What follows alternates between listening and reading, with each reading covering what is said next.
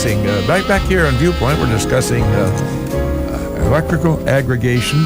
As Judith K. says, she can't spell aggravation, but we're sure interested in knowing what aggregation is. Off air, we were talking about the term smart meters was used, and I'd like to go back to that term just a minute. What do you define, sir, a smart meter? Sure. I'm not an engineer. I'm just a layman, but essentially a smart meter is a digital meter. Right now, most meters on most homes are what are called aggregate meters. They spin, right? Everybody sees that, and a meter reader comes out once a month and says, okay, well, last month it was at 105, and now it's at 110, so therefore you used 5. And that's the basis of your bill. And it merely indicates how much energy was used over a period of time. A smart meter tracks not only that information, how much energy was used between the 1st of the month and the 30th of the month, but it also tracks on a 15-minute basis how much energy was used. So it's digital as opposed to analog. The advantage here is a couple things. One, a smart meter provides more information, more data. And that's important because electricity prices on the wholesale market change every 5 minutes. So unless you can get an idea as to what your consumption is and what the prices are, it's difficult to establish, well, if I turn off the lights, will I actually save any money? If I increase my air conditioner efficiency, will I save any money? So having more data helps decision making when you're trying to establish, how can I save some money in my home? A smart meter also is something that tells the utility whether or not electricity is actually flowing into the residence. Yeah. Most people, I was really surprised to learn this not too long ago. In an electrical outage, the utility doesn't know until you call them that your electricity is out.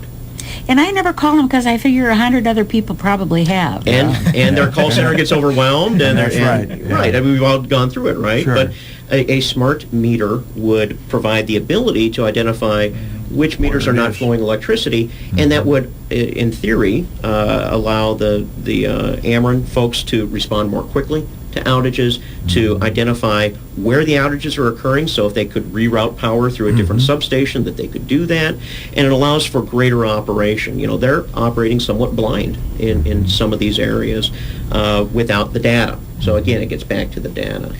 There's also an efficiency standpoint to it too, and to talk about another commodity that we all use, water. Many communities have started implementing smart meters with water, and on that level it's more on a city level, and cities are actually able to go out with a truck, drive up and down the street and get the actual meter readings instead of having to send somebody into your backyard. I mean, if you want to talk about an invasion of privacy, having somebody walk in your backyard to read a meter is a little concerning. In this case, they just drive up and down the street and they can get that meter reading, or even they could sit at their office in the city hall and push a button, and all the information of how much water you would use can flow right in. So there's other communities using smart meters and meter technology in that manner, and it's saving time and energy. They could then put somebody on fixing potholes or something else instead. So yeah, I should think that would be quite a cost saving. The time on task would certainly be a lot different. Oh yeah, absolutely. Yeah. And again, it's the comparison of the old meters and the new meters is kind of the comparison of the old AT&T telephone in the hallway of your house 30 years ago, 40 years ago, and the cell phone each of us probably has in our pocket right now.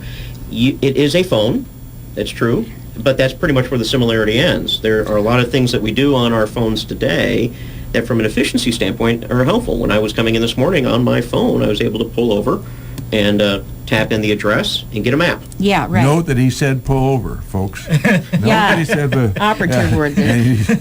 Not using the phone while he's driving. I'm not that coordinated. You wouldn't get here either, right? I go back to the days of the old magneto crank phones in the country. One ringed, one long and three short would be your ring, Mike. but again, it gets back to the difference between a newer technology. It's not good or bad to get more data. It's what you do with the data that it provides the value. Yeah. And that's what a lot of the smart grid upgrades are, is really designed to enhance reliability. And you can only enhance reliability if you can really define how you're operating in a very succinct and detailed fashion.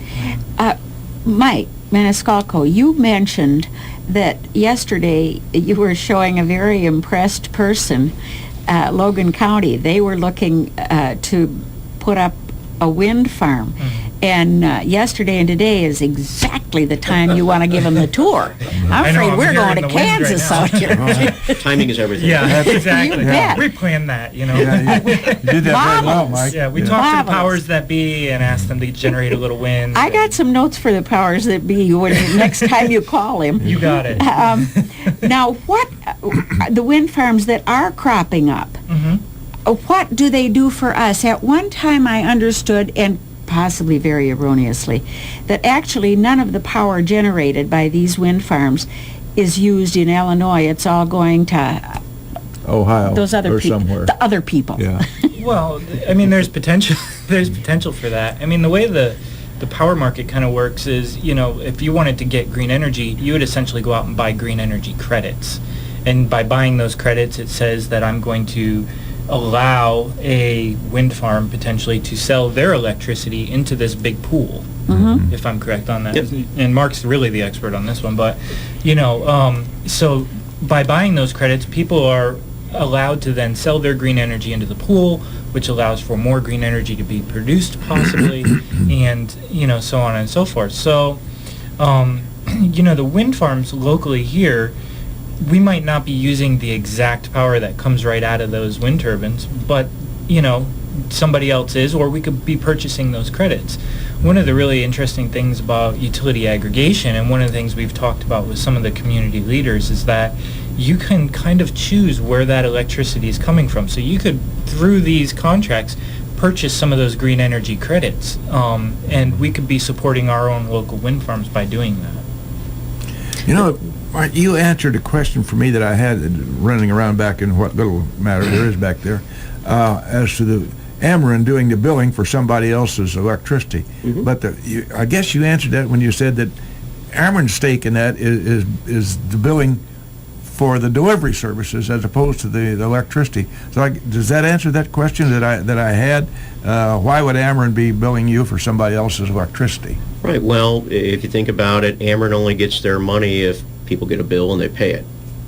So, for Well, if most, they don't, they can shut you off. well, There is that. that is very true. And when we're talking about utility aggregation, most of the municipalities that we're speaking with really want for their consumers to not have a fuss and a bother. So Ameren has the option of continuing the billing service, and I think most of the municipalities are going to take them up on that. The only thing that will change from the consumer standpoint is that the unit cost for the electric supply changes. They still get their bill from Ameren.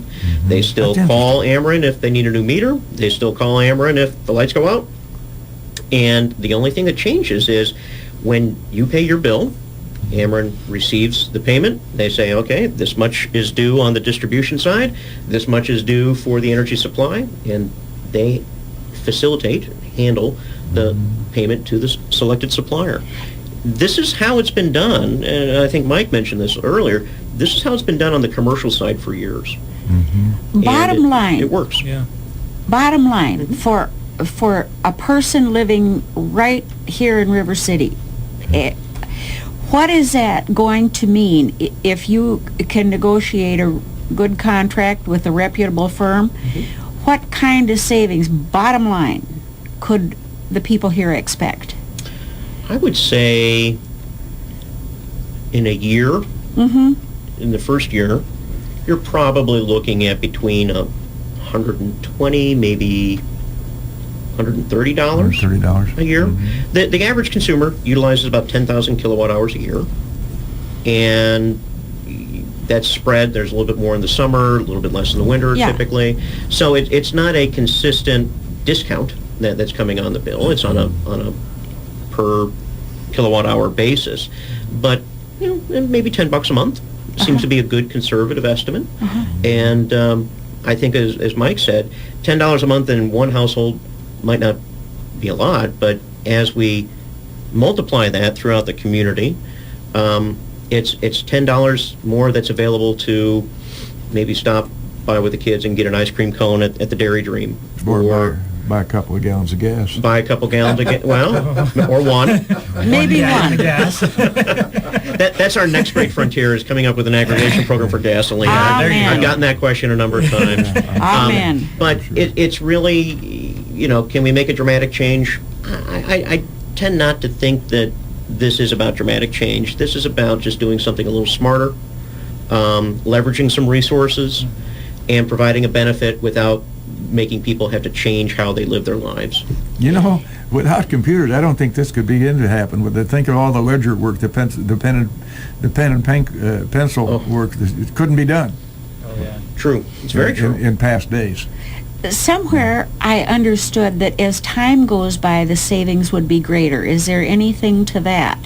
That the first year you might save $10 a month, but as time goes by, with this aggregation, you might save $15 a month.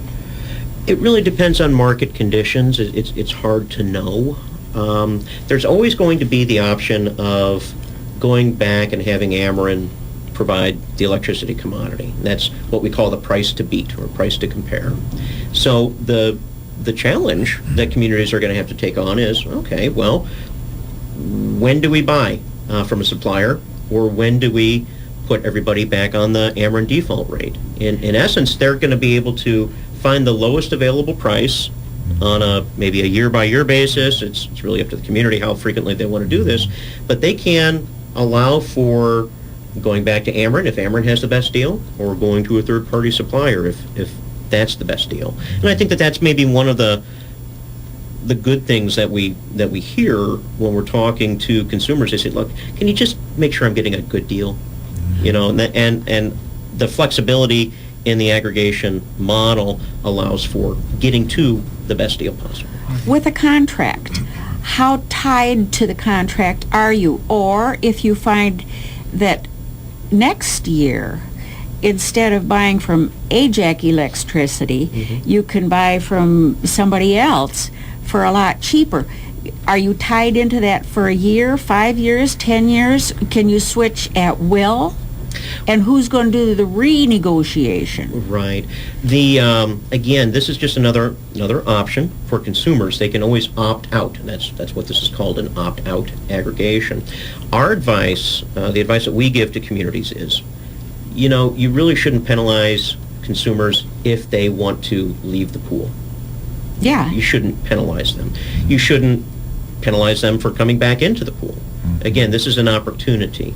So our advice is take a look at 1 year, maybe 2 year contracts, depends on market conditions. Publicize the rate. Let people decide whether they want to be in or out. If somebody can get a better rate, let them go do that. If they find that they can't live with that decision and they want to come back, you allow them to come back.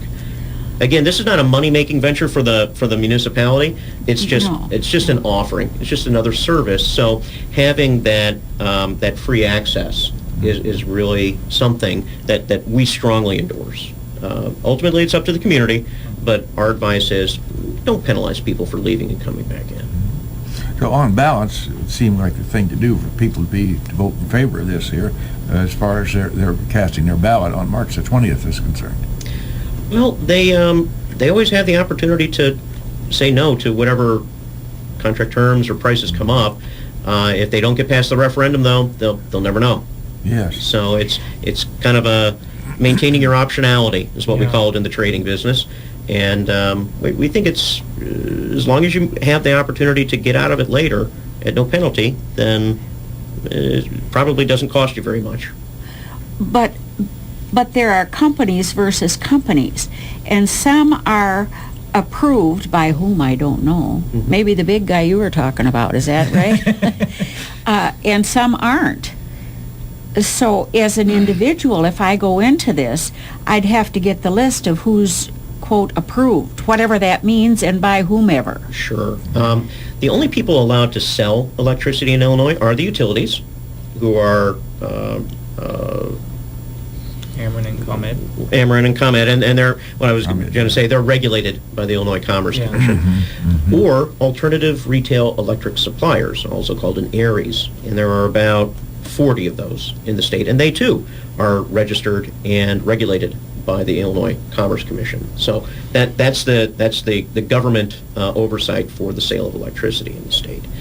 Of the 40 some odd retail electric suppliers, there are only some of them that are licensed to sell to residences, to small accounts. So you're kind of narrowing the field here, but part of our process is to invite every licensed and residentially certified alternative retail electric supplier to provide bids on our request for proposals, so that we have the best chance of having as many competitors in the solicitation as possible. Gentlemen, we've run out of time. I'm going to let Judith Kay thank you Oh. very much. You go ahead and thank the gentleman, and then we'll close with a viewpoint comment. I wish that hadn't happened. I Yes. thank you both for We could go a coming. little longer. Yeah, I don't have much control of time, Well, if you or guys much have- of anything else for that matter. If you have other questions, I mean, we have a page on our website, That people, give us that, won't you please? www.lincolnlogan.com. And then I know Mark is putting together specific pages for each community as well, so we'll figure out how to get that information out to people. And there will be some local town hall meetings coming up here as well, so keep an eye on the newspapers. Thank you, both, very much, Mike and Mark. Thank you. You're very welcome. Thank you. Appreciate Yeah, it. gentlemen, that's very nice of you to make your time available for us. We always try to close Viewpoint with a quotation of some sort, and I found this one that says, "If you believe my country, right or wrong, you must also believe my country, right or left." Thank you for Viewpoint.